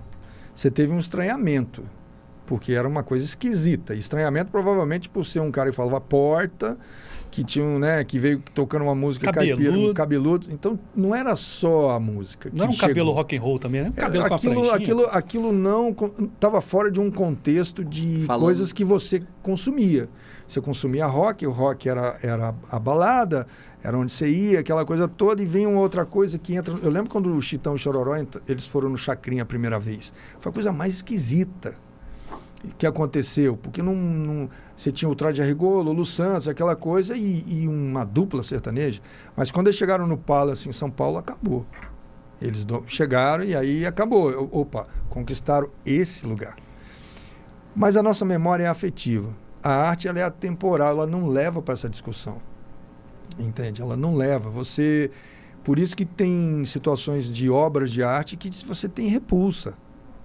Entende? O Duchamp, quando manda aquela coisa do banheiro, né? Um mictório de banheiro. Que também há discussão se é ou se não é também. Ele questiona. Ele fala, arte, você faça a interpretação disso. Depois dele não dá para ter outra. Sim. Igual. Mas tem um famoso caso do cara que chega no museu, tira o óculos dele, deixa no cantinho assim, e a galera começa a tirar foto. O da banana. Falando que achando que é arte. Sim, mas a primeira, ele choca porque ele quebra um paradigma. Sim. Ele leva uma reflexão. Um segundo cara, se fizesse a mesma coisa que o Duchamp, já perdeu, já não tem mais. Sim. Por exemplo, é igual uma situação da pessoa chega numa exposição de arte e tem lá um quadro que tem um risco verde e um risco amarelo. Eu falo, minha filha poderia fazer isso. Uma pincelada verde e uma pincelada amarela. A pessoa fica assim, né? Ela está olhando, pensando, o que será que esse artista... Aí, por um acaso, o artista está lá. Falou, e tudo bem, gostou da obra? Então eu sou o artista. Nossa! E você entendeu o que eu fiz aqui? Ela, a pessoa... Não, mas você não está vendo o que foi que eu fiz? E a pessoa fica... ela fica pensando, sei lá, o verde, será que são as matas? o amarelo, será que é o ouro? Será que ele está pensando, será que isso aqui por trás é tudo branco, aqui no fundo isso aqui é um rabisco e por trás tem uma imagem? Você viaja. Aí o cara fala assim... Eu vi uma vez a mulher falando assim, a força que ele usou para... Pode ser, sabe? pode ser, mas aí o artista aí fala, então, você não está conseguindo entender o que foi que eu propus aqui nessa obra? A mulher, eu estou confusa. Ele falou, mas está na cara, isso aqui é só um risco verde e um risco amarelo, uma pincelada amarela. Tudo bem, mas provocou nela um questionamento, uma coisa, entendeu? E ali ele cumpriu a função, porque ele levou para uma outra coisa. Mas aí eu vou para outro ponto. Quando você está numa galeria, você, para o artista, é um ambiente de provocação. Você já entra lá esperando uma provocação. Você está entrando esperando uma provocação. Quando você entra num TikTok, no Instagram, é o mesmo ponto. Você espera uma provocação. Por quê? Existe até o seguinte, se você não gosta, que é da tendência, você passa. Se você não gosta, você passa. Você quer ser provocado, você quer ser impactado, sabe? Só que hoje, criaram-se com o advento dos sociais, muitos artistas. Muitos artistas. Só que não chegam, nem todos chegam àquele 1% de sucesso, na minha opinião. Mas tem gente que realmente se destaca naquele ambiente, que é um ambiente de provocação para eles, como é uma galeria de provocação para um pintor, ou um palco para um músico, sabe? Mas aí eu acho que agora, levando isso pro nosso mundo, fizemos o nosso máximo aqui para definir o que é arte, o que não é. Aí você vai ficar para sempre aberto isso. A questão, eu acho, principal é que esses dois mundos, independentemente se a gente vai colocar criadores, vamos botar criadores, formadores de cultura. Vou chamar de formadores de cultura, então. Né? São pessoas que influenciam pessoas a certos comportamentos. E isso vai passar sempre por um meio, né? Uma mídia. E essa mídia ela pode ser escrita, falada, um vídeo. Então, pessoas que influenciam. Dentro dessas pessoas que influenciam, existem os artistas também, né? Porque e aí artistas agora vou chamar de músico, qualquer um, independentemente se a gente vai considerar arte, se teve sentimento, se não teve. Ok, o fato é que a marca X, a Pepsi patrocina a cantora Rihanna, né? Não é exatamente isso, mas várias marcas buscam esses criadores de cultura, criadores de conteúdo, para se associar. Tá? Então, hoje, qual que é a grande tendência do marketing? O marketing, teve o marketing de influencer, isso está se saturando já, porque hoje um influencer atingiu níveis tão altos de engajamento, de retorno financeiro por conta de colaboração com marcas, que as marcas já passaram para outro nível, que são micro-influencers. Então, são pessoas que por algum motivo compartilham sua vida, seu trabalho, seu dia a dia, e aí a gente, né, muitas vezes realmente está falando ali, às vezes de uma pessoa que grava conteúdo de academia, como malhar, como fazer, que é uma pessoa que saiu do óbvio, né, de ser apenas um profissional, um personal trainer, por exemplo, e de fazer uma equipe, de criar uma estrutura onde vai ter um storytelling, vai ter um vídeo, vai ter um cenário, vai ter uma música por trás. E dali ele criar uma peça criativa, que é assim que a gente chama, ou várias, e ter uma consistência para fazer isso, para colocar isso num canal, no TikTok, no Instagram. As marcas estão malucas atrás desse tipo de pessoa, né? E eu acho que a grande diferença hoje, voltando, né, no ponto agora do músico, que é, para aproveitar aqui o Marcelo com a gente tem os músicos de TikTok, né? Então vamos pegar ali, e tem vários que... teve um que eu vi lá atrás, na época da pandemia, o nome dele é JP. Música MPB, gostoso pro meu tipo de música, entendeu? É bom ouvir. Começou ali violãozinho, parecido com o Seu Jorge da vida. Canta bem, só que todos os vídeos dele desde o começo eram super bem produzidos. Tinha um ambiente, tinha um cenário, ele estava com um figurino bacana, uma captação de áudio, a luz legal. Eu fui para São Paulo agora, ele vai tocar lá no Memorial da América Latina. Em 4 anos o cara saiu de ser um criador para o cara estar tocando num festival com músicos incríveis. E ele não precisou parecer no Faustão, né? O melhor exemplo não passou disso por ali. O melhor exemplo disso é o Jacob Collier, não sei se você Jacob Collier, lógico. Foi no vídeo. Ele já tem 6 Grammys. Isso aí. E o estúdio dele é no quarto dele até cara, hoje. Ele é um gênio. Ele é um gênio da música. Ele faz coisas inacreditáveis. Inacreditáveis. Eu conheço músicos que conhecem ele, que já gravaram com ele e tudo. Falando, não dá para acreditar o que esse cara faz. E hoje os artistas querem ele porque ele faz coisas, parece mágica. O moleque tem 30 anos hoje. Quando ele apareceu, quando ele tinha 17, eu vi o vídeo. Fenômeno, né? Não, ele faz coisas que é inacreditável. O show, ele vai fazer agora no The Town, ele vai tocar. E ele vem sozinho. A banda é ele. E quando ele faz aquela regência... Não sei se vocês já viram isso. Que ele já vi. Ele faz um coral com o pessoal. Um estádio inteiro, um grande coral. E as pessoas cantam afinadas. A última que eu vi, eu falei, meu Deus, tá o Chris Martin, do Coldplay, tocando piano, e por trás da harmonia, dos acordes que ele está fazendo, o coral está fazendo as vozes. Só que o coral é o estádio, e ele está regendo, só que as pessoas não ensaiaram. Que loucura. Eu mostrei isso para um amigo, ele ficou assim... Não, mas as pessoas ensaiaram. Eu falei, você entendeu agora? Não, elas ensaiaram. Você entendeu o que esse cara é capaz de fazer? Elas não ensaiaram? Não. Mas como ele consegue fazer essas pessoas fazerem isso? Eu falei, ele é mágico, bicho, esse cara é gênio. Esse cara é o Beethoven da nossa atualidade. É verdade. Ele é. Mas o que acontece? Ele domina a tralha... Aí é que tá. Ele domina toda a mídia, toda a coisa eletrônica. A produção inteira. Ele domina essa coisa das redes sociais e entrega uma música inquestionável. Inquestionável. Ali você fala assim, não, aqui eu tô diante de um cara que faz. Ele não é trend. Ele é a mais. Ele tem sequência. Ele tem consistência, ele tem conteúdo, ele é a mais. E toda vez que ele aparecer, pode buscar. Então, essas trends que aparecem, que o cara faz... Cara, essa coisa de rede social é dopamina barata. A gente tá lá fazendo assim. Aí você é impactado por alguma coisa meio bizarra. Então, chama a sua atenção porque você tá precisando de mais coisas bizarras para chamar a sua atenção. Ou coisas muito incríveis. Que você que você pare e fala... Tem empatia. Tipo o Jacob. O Jacob foi pelo outro caminho. E fala, nossa, o que é isso? O que é isso? O que é isso? Aí você fala, que isso? Algumas pessoas não pegaram o Jacob no início. Sim. Porque provavelmente eu devo seguir ele, mas não estou associando quem exemplo, é. Não, mas você não vai saber a música dele. Aí que tá. Exemplo, mas devo ter visto. Como conheci o Jacob? Ele devia ter uns 18 anos de idade. E era isso, de novo, um vídeo incrível que parecia... Era tudo branco, uma sala toda branca. E tava o Herbie Hancock e ele. E aí ele explicando a harmonia em 5 beginner, etapas, do mais iniciante fácil até o nível mais difícil.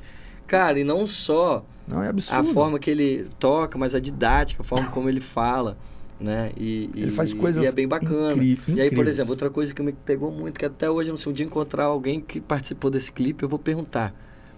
Que é sobre isso, assim, independentemente, existe uma questão que a gente está na tela, né?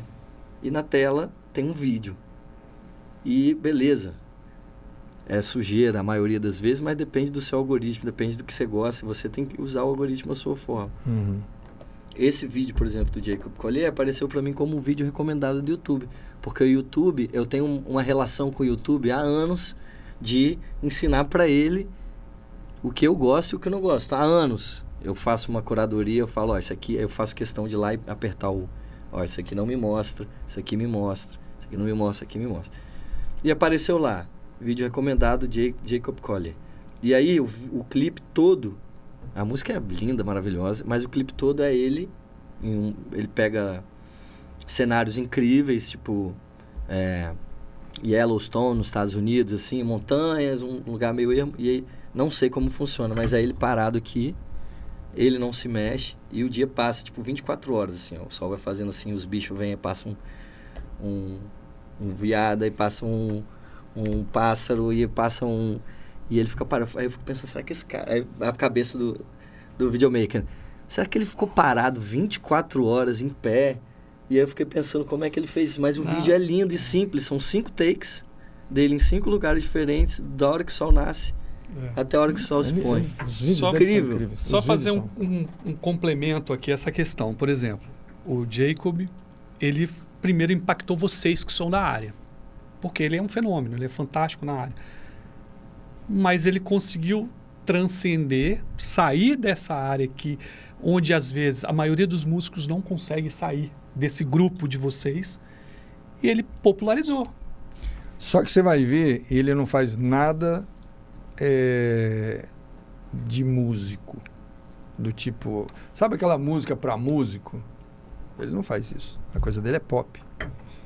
Só que não é o pop que você está pensando. Quando você ouve, você fala assim, esse cara conversa com essa geração. Mas a música dele é num outro nível de patamar de música. Absolutamente sofisticada para músico. Mas ele se veste com aquela roupa colorida, aquele jeito. É um menino. É incrível. Mas o primeiro vídeo que eu vi dele foi do Stevie Wonder. Foi o primeiro vídeo que ele soltou. Que é uma música do Stevie Wonder, que ele faz um vídeo com ele toca todos os instrumentos, ele aparece cantando em várias vozes, ele aparece... é isso aí, ele fez na pandemia com o celular. Não, antes da pandemia, bicho. Antes da pandemia? Bem antes. É? Na pandemia ele já estava famoso. É porque ele fez bem antes. Ele apareceu, eu falei, Don't you know about a thing? Essa é a música. E o arranjo, eu fiquei chocado, porque primeiro ele me pegou vozes, né? Tudo Eram de várias voz. imagens dele, cada um fazendo uma voz diferente. De vozes, né? De coral. Uhum. E com roupas diferentes e tal. Aí o vídeo me pegou ali. E é tudo, ele produziu tudo. Aí vai aquele vídeo, ele começa a cantar e tal. Eu falei, nossa, que legal. E fui vendo. Aí a música... Cara, quando acabou, eu falei, cara, isso aqui não acaba de ideia. Uhum. Eu fiquei chocado. A música não é uma música nada disso. Eu fiquei chocado pela absoluta capacidade criativa e o alto nível de entrega de excelência de música. E ele nunca fez nada que você não consiga ouvir. Uhum. Aí começaram a chamar ele para fazer um monte de coisa. O próprio Quincy Jones, quando ele recebeu, saiu uma semana depois. Aí chamou o moleque para... E um mês depois, ele estava fazendo uma call com o Quincy Jones, sabe? E um mês antes ele não era conhecido. E o Quincy Jones quis contratá-lo para ser o agente dele. Ele falou, a gente pode ser só amigo? Ninguém nega o Quincy Jones. Michael Jackson, imagina. A gente pode ser só amigo? Não pode. Então tá, eu quero fazer do meu jeito. Foi a melhor coisa que ele fez, porque ele não entrou. Não viu, não empacotou. Não. E aí ele começou a fazer coisas tão originais que aí todo mundo parou. Falou, bicho, esse cara aqui, a gente só tem que acompanhar. Só esperar. E é do quarto dele, né? Que eu acho que é muito legal disso que a gente falou. Existem as novas ferramentas, né? Novos softwares de produzir, que você tem quantizador, que você tem ali, né? Que hoje em dia é muito famoso em toda a música pop brasileira, que é o autotune, que faz a pessoa, né? Uhum. Ficar afinada, mesmo sem desafinada, a pessoa vai lá e fica afinada. Ok, isso serve para uma coisa ruim de um lado, mas surgem Jacobs Colliers por aí. Que é um cara que o quarto dele é menor do que essa sala de podcast aqui. Ele grava todos os álbuns do Grammy, ele fez tudo do quarto dele, no computador hoje, dele. Todo mundo quer ir no quarto dele hoje. E é o mesmo quarto. Eu acho que o grande ponto da gente de trazer essa história aqui de um aprendizado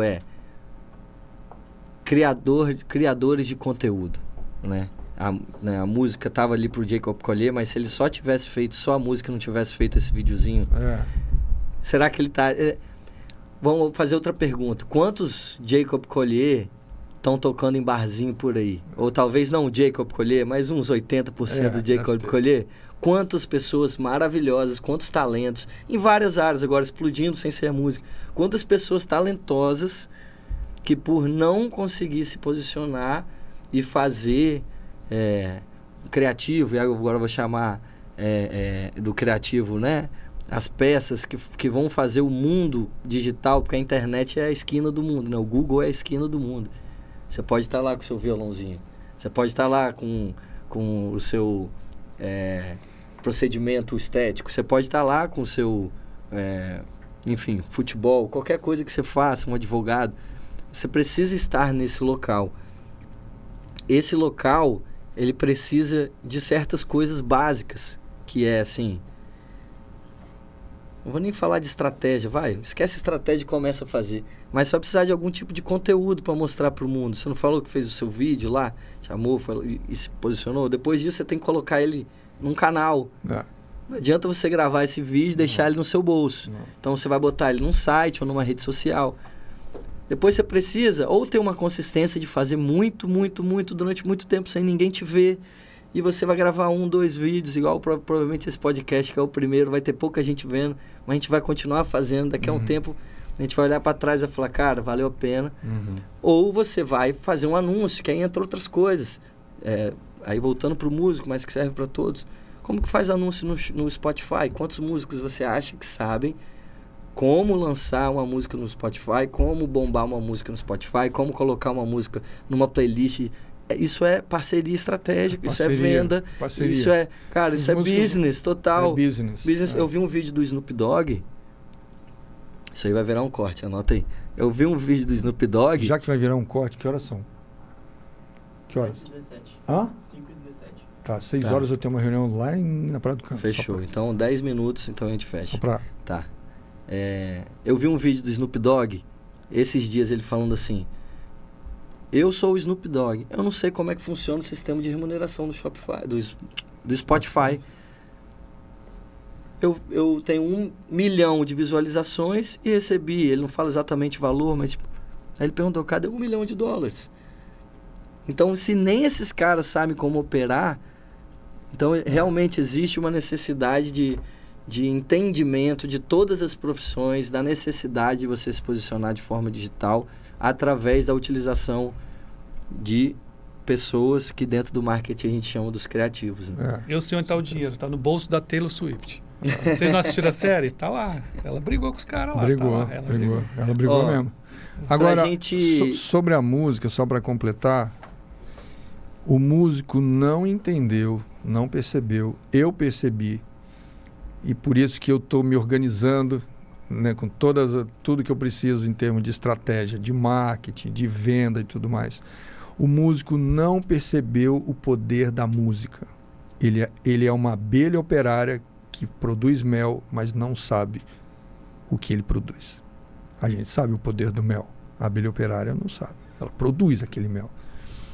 O músico não entendeu. Nesse momento em que a geração ansiosa está nascendo com esses devices, essa dopamina barata, e eles estão ficando viciados nesse negócio. Nós estamos viciados, mas nós não tivemos a nossa mente estruturada por uma rede social, por esse tipo de coisa. Nós vimos um mundo antes disso. Exatamente. O que acontece é que a música tem essa solução para salvar essa geração.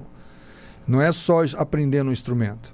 É a música interdisciplinar, é a música funcional, é a música matemática, música e cultura, história, música e biologia, música e desenvolvimento socioemocional. Desenvolvimento socioemocional no sentido de convivência, lidar com resiliência, com frustração, porque o aprendizado da música é isso. E é a questão de gerações, porque música não tem idade. Você pode estar fazendo música com uma pessoa muito mais velha. A música tem essa solução. Eu levei 50 anos de vida com essa formação robusta que eu tenho de pós-doutorado, com mestrado fora, carreira artística, com discos gravados no exterior, vários festivais, ser reconhecido como instrumentista, educador, ter passado por uma questão de ter tido startup, empreender, para chegar agora e descobrir o meu propósito é fazer a música que capacita. Percebe? O jazz corporativo é isso. O que eu estou fazendo para a educação básica é isso. Explica para a gente o jazz corporativo. O jazz corporativo agora está virando um guarda-chuva maior. Começou como uma palestra em que eu levo um quarteto de jazz ao palco, e como eu tive startup, eu conheço o meio empreendedor. E foi exatamente no período de startup que os problemas de qualquer empresa, eu falava isso, no jazz a gente consegue resolver isso. com dinâmicas do jazz. O meu sócio falava, escuta, aqui é uma reunião de empresa, aqui não é a hora de ficar falando, o artista falando. Eu falei, não, você não está entendendo. Deixa eu aplicar isso aqui. E algumas coisas resolviam. Depois eu descobri que em Harvard tem uma série de artigos em que eles falam o jazz tem uma série de soluções corporativas para o mundo moderno. Então, quando eu levo ao palco um quarteto de jazz, eu começo a mostrar questões que vai de job description, playbook, coisas básicas de empresa. Depois entra em criatividade, flexibilidade, liderança, comunicação, interação. Aí vai para risco, vai para inovação, entrega de excelência. Eu mostro no palco. Olha quando tem comunicação, olha quando não tem, olha o resultado da música. Essa é a entrega. As pessoas que são de qualquer área que trabalham, eles entendem imediatamente. Eu não estou fazendo uma apresentação do tipo, olha, eu sou um músico, a gente vive assim, agora você tente entender e daqui você tire uma reflexão e volte para o seu mundo com aquela... Entendi. Não, eu não falo, eu não trago a pessoa para dentro da música. Dá um exemplo aí pra gente, por exemplo, eu assisti, né, então, quando você entra e você fala, olha, aqui está a partitura original. Eu vou dar um exemplo do spoiler, como é que eu começo. Bom, esses músicos aqui passaram pelo meu RH. E aí eu tenho, para eles entrarem aqui na minha banda, eu tenho um job description. Aí eu estou falando na linguagem de empreendedor. Eu tenho uma descrição do que eu precisava, com clareza. Eu não contratei qualquer cara. A descrição eles têm que ser, primeiro, um especialista no instrumento. Eles dominam o instrumento. Mas não é só ser especialista, ele precisa saber tocar jazz. Porque um guitarrista de rock ou que toque música clássica e não toca jazz não funciona para mim, por mais que seja um especialista. Eu preciso de um cara que toque jazz. E terceiro, ele tem que ler partitura. Não são todos que sabem ler. Beleza. Esses caras estão comigo porque eles têm tudo isso. Quando eles chegam, agora eu preciso entregar para eles o playbook. Playbook tá aqui o que você vai fazer. Às vezes o cara passa numa coisa de seleção de empresa, ele chega lá e fala, olha, senta do lado do fulano e aprende aqui com ele. Não, cadê o playbook da função dele? A descrição de tarefas. A descrição da função dele. Função. Qual é o meu playbook? O meu playbook é a partitura. Aí eu pego a partitura mais básica do mundo. Mais básica. E a gente toca a partitura mais básica do mundo e fala, tá vendo? Tá entregue. Só que a gente toca de uma maneira tão básica que alguém nega que isso aqui... a gente toca Garota de Ipanema de um jeito muito básico. Alguém não reconhece essa música? Todo mundo reconhece. Garota de Ipanema, tá entregue. Pronto. Mas é pouco. Muita empresa para aqui. Por quê? O playbook é o cara fazendo by the book como tem que fazer. Ele tem que fazer aquele básico. Só que ali é o básico. Entregue o básico bem feito. Tá entregue a música. Só que ali o cara não interagiu com o outro. Ele não criou, ele não propôs. Ele fez a função dele. Pegou ali, cumpriu, entregou. Aí dali eu começo a falar, bom, agora vamos exercitar a criatividade. Aí eu começo a falar, criatividade não é uma coisa de artista só, né? E aí a coisa começa. E as pessoas vão sendo impactadas por isso. Então o jazz corporativo está virando um guarda-chuva que começou com palestra, mas agora está expandindo para workshops. Por quê? Tem muita gente que quando acaba a palestra, elas querem conversar comigo. Mas como implementa?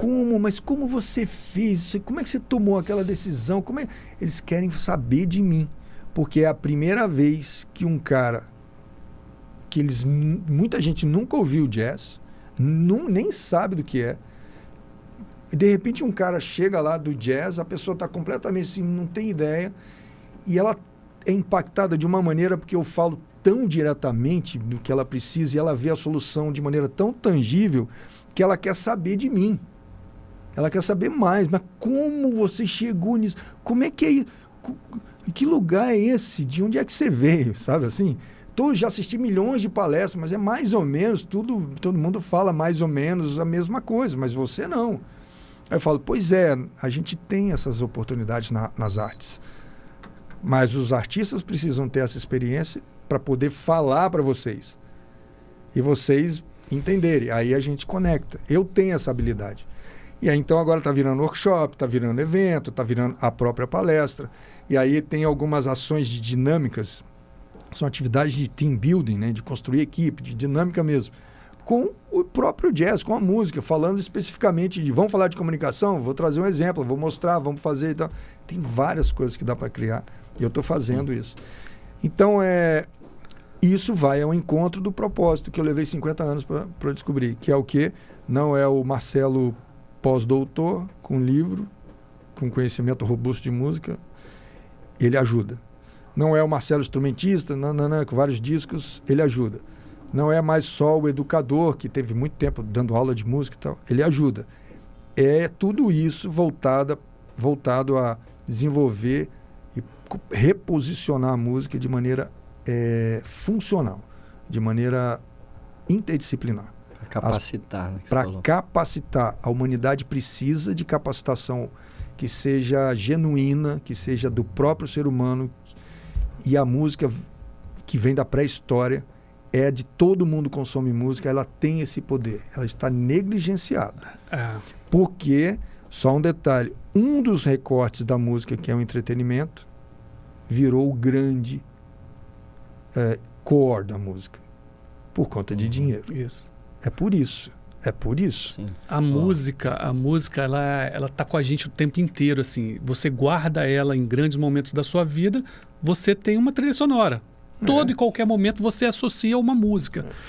Na educação, eu cansei de ver minha filha, assim, para aprender, professores ensinando através de uma letra musical, porque memoriza mais fácil.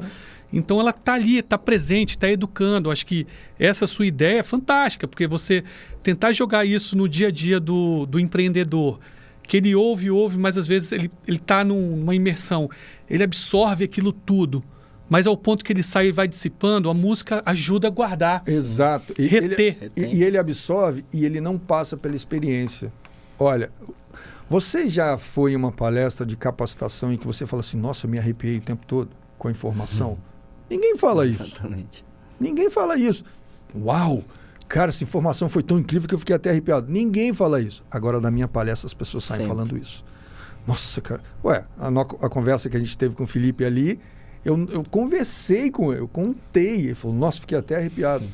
Só eu conversar. Isso é porque ele não experienciou. Sim. Quando você passa por isso, a impressão que fica, a experiência que fica, você fala, eu entendi. Eu senti. Eu senti a necessidade disso. E tem uma coisa interessante, que quando eu faço o NPS para saber qual parte da palestra que elas mais gostaram, a parte que elas indicam era a parte que elas mais precisavam ouvir. Elas estavam mais abertas ou elas estão uma necessidade de desenvolvimento. Nossa, aquela parte que você falou de liderança, aquela que você falou de risco. Varia muito, então. Varia, aí cada um vai colocando, nossa, aquela parte bateu. Quando bateu, é tipo assim, é aqui que eu preciso me capacitar. É aqui que eu tô... Sim. A música associou o conteúdo com código e fixou na mente. E as pessoas saem de lá assim, e eu tô querendo ouvir jazz. E aí chega no final, eu cumpri a minha função. A minha função é fazer você ouvir boa música, porque ela vai te ajudar. Voltando só um pouquinho aqui à arte, só um minutinho, em relação à arte, não fugindo muito desse parâmetro. Por exemplo, na construção de uma marca, a gente usa a ressonância da marca. E a música tem a ressonância. Que hoje você dá, eles falam que hoje que é a voz da marca, né? Então a gente usava como ressonância. E realmente, assim, quando você pega aqueles apelos de jingle, quando você ouve a melodia, o ritmo, você já sabe o que é, já pegou. Você não precisa nem falar mais. O que eu ia falar aqui é quantos empresários já pensaram em contratar um músico? Já parou para pensar nisso? E a gente fala assim, claro que não tem nada a ver. Não está no nosso universo, né? Mas tá, A gente conversou disso aqui antes, não está no universo de, talvez, da cabeça do empresário normal. Mas se a gente for aqui pensar de muitas coisas que a gente acabou de conversar, vamos pensar em trilha sonora de filme. Então, se você é dono de um estúdio de gravação, se você é dono da Globo, você tem vários músicos contratados. E aí, falando agora de jingles, né? Acho que a gente está chegando na parte final. Eu acho que a música faz parte do negócio, né? A arte faz parte do negócio, mas estamos aqui com o Marcelo, então a gente vai falar especificamente da parte da música. Aonde que essa música tá? Cara, do mesmo jeito que, né, que você falou, que a músicas que a gente aprendeu na escola. Por exemplo, eu lembro até hoje, de um professor, por acaso o nome dele era Marcelo também, na hora de ensinar sobre os judeus, Palestina, Ele me ensinou. Nava, Naguila. Eu nunca esqueço disso. Toda vez que eu ouço alguém falar judeu, eu me lembro do Marcelo, professor, eu lembro da aula, do dia, da roupa que ele estava vestindo e disso. E lembro da música toda, não vou cantar aqui agora, porque lembro da música inteira. E aí, como que as marcas usam isso? Através pode ser de uma campanha. Então, uma que eu não esqueço também é quando lançaram a Duster, eles meteram aquela música do Queen, Another One Bites the Dust. Então, eu lembro da propaganda até hoje, porque a música colou. E aí a gente conversou um pouco antes aqui, o Marcelo trouxe até o sax, e a gente conversou sobre jingles que, se tocar em qualquer lugar, a gente vai saber, né? Aí a gente pensou em alguns. Eu vou até abrir aqui os meus... Vamos tocar primeiro para depois falar, hein? Galera que tá aí, vamos ver se adivinha, hein? Ficou o ar-condicionado... Dá uma agarrada. Só um minuto.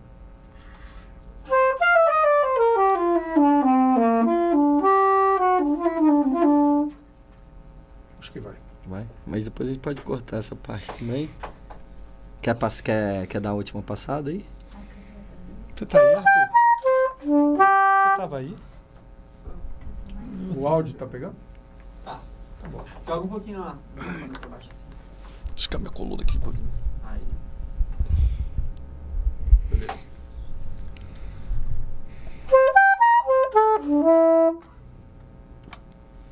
E aí? Podemos? Bora. Aí tem do Itaú, tem da Coca e tem do... São aqueles jingles, aquela assinatura digital bem que você ouve e fala, É a assinatura Pera aí, mesmo, rapidinho. É porque eu falei os nomes. Vamos voltar agora de novo. Vamos lá. Valendo. Pode falar da parte das assinaturas. tem algumas referências, algumas pequenas ideias, né, motivos musicais, assim, que eles ficam tão fortes que as pessoas falam, isso aqui é isso aqui, né? Você já remete a uma ideia, a uma marca. Então, tem, por exemplo, uma que foi composta por um grande, grande amigo chamado Douglas Fonseca. E vamos ver se vocês reconhecem.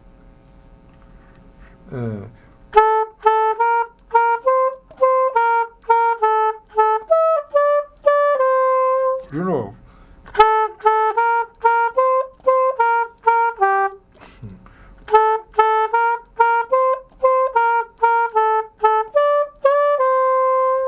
Essa tem tempo, hein?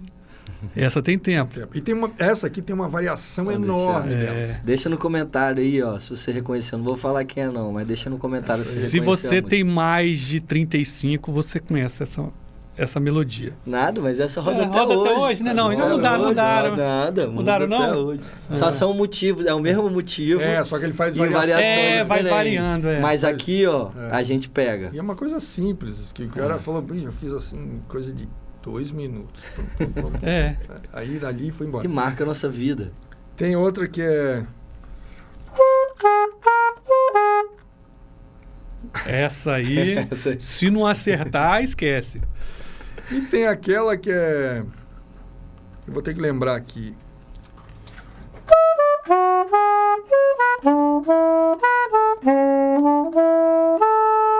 De novo.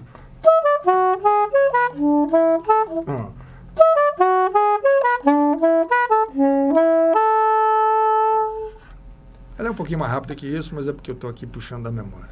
Essa aí, se não acertar, vai tomar uma tijolada. Se não acertar essa, hein? Ó, gente, eu acho que assim a gente encerra. Marcelo, cara, incrível a sua história. Rapidinho, só para lembrar do jingle, então vou fazer a propaganda do nosso cliente, né? Verdade. Vamos lá. Eletromil. Banana. 1001 opções para você. Quem que é capixaba e não conhece esse jingle? Todos. Todo mundo conhece. É um cliente nosso que... Há quantos anos ele roda esse jingle, Éder? Ele roda aproximadamente 40 anos. A empresa foi feita. Jingle. O próprio diretor concebeu junto com os músicos esse jingle. Ele é um gênio aí do marketing, né? O Joatan, ele é um gênio. E ele conseguiu fazer de um jingle um dos mais famosos do Espírito Santo. Fantástico. Tem outro também legal, já que você trouxe esse. Não vou dar os dados para não cometer erro, mas em algum momento a música do Perim foi uma das músicas mais tocadas da história. Não sei se era a primeira, segunda ou a 10ª. Perim, Perim é qualidade, comodidade, assim, é esse sim. Perim, Perim. Você pode ligar na rádio, tá passando até hoje também. Cara, mesma essa coisa. é uma das músicas mais tocadas da história, porque ela tá há tantos anos e nunca mudou. É o mesmo, como é que fala, digital da música, né? Não teve variações, é a mesma assinatura, a mesma música. Eletromil é a mesma ainda, até hoje. É a mesma coisa. Mesma coisa. Então, essa é uma forma como a arte, no caso a música, se junta aos negócios para poder melhorar, transformar, levar marcas. Então esse que é o propósito aqui da arte do negócio. Estamos finalizando o nosso primeiro episódio. Queria agradecer demais aí o Marcelo. Pô, que isso, eu que agradeço. Imagina. Tá Marcelo, bom. obrigado. Imagina. Jazz corporativo é uma das coisas que mais impactaram, me impactaram pessoalmente, e foi uma das poucas palestras que eu já vi que eu não ouvi uma pessoa falar um A, sair para ir no banheiro e para tomar uma água. Foi incrível. Então, quem tiver oportunidade, @Marcelo Coelho Music. Jazzcorporativo.com. Temos já o site, então é isso. Melhor. Jazzcorporativo.com. E você que é empresário e quer dar uma mexida na sua empresa, entender por quê, né, que algumas coisas, algumas falhas de comunicação, de processo aconteçam. Talvez você nunca tinha pensado que um músico possa te ajudar a resolver isso, tá? E aí, para finalizar, eu gostaria de agradecer mais uma vez a Enjoy. Nós estamos gravando aqui dos estúdios da Enjoycast.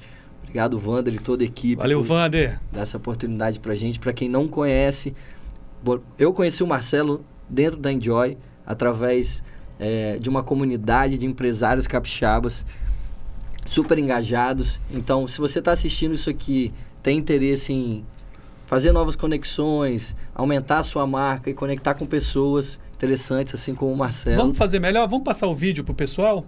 A gente consegue passar o vídeo agora? Consegue. Vamos lá. Enjoy é mais do que uma escola de negócios.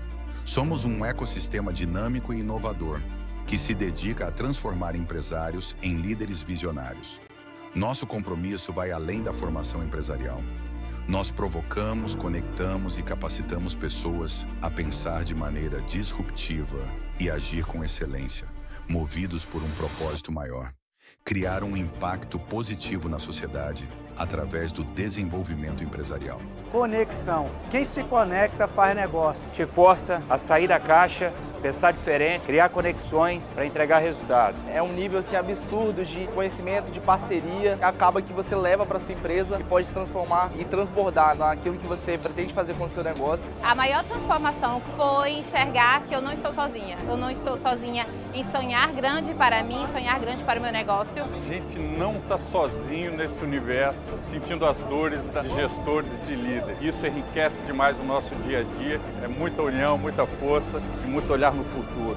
Todo mundo aqui está querendo ajudar um ao outro, de conforto, de confiança, e todo mundo está querendo se desenvolver aqui e fazer conexões duradouras. Nosso ambiente é construído sobre valores sólidos, uma mentalidade orientada para resultados e uma profunda conexão humana. Aqui, cada colaborador, parceiro e cliente faz parte de uma jornada coletiva rumo à transformação e ao crescimento sustentável. Somos o futuro do empresário brasileiro. Somos propósito, crescimento, disrupção, conhecimento e conexão humana. Somos Enjoy, mais que uma escola de negócios.